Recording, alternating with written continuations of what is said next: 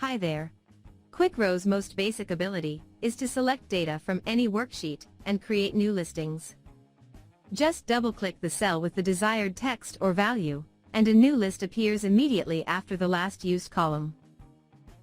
This is a standard worksheet with a list of employees. Suppose we want to get a list of all of those who work on the maintenance department. We select any cell with the desired value and press double-click. That's it. This new table is an image of the original, but it contains only the desired rows. Observe that we got not only the listing, but additional useful information. For example, we know how many employees and different positions exist in this department. We got also totals for the numeric columns, for example the salary.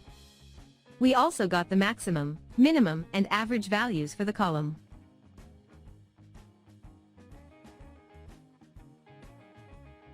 We could be interested in creating a new listing to know how many painters are in the North Plant, and have category number 1. In this case, we just have to select one cell from each desired category, or column, while keeping the Control key pressed. When the selection is finished, just press Ctrl 1. QuickRows performs a logical and operation. Only those rows matching the 3 requirements are included in the new listing. This new listing has overwritten the previous one, and contains new header information. You can build a listing of employees working in either the assembly, or the maintenance departments. In such case, when more than one value is selected from the same column, QuickRows performs a logical or operation instead.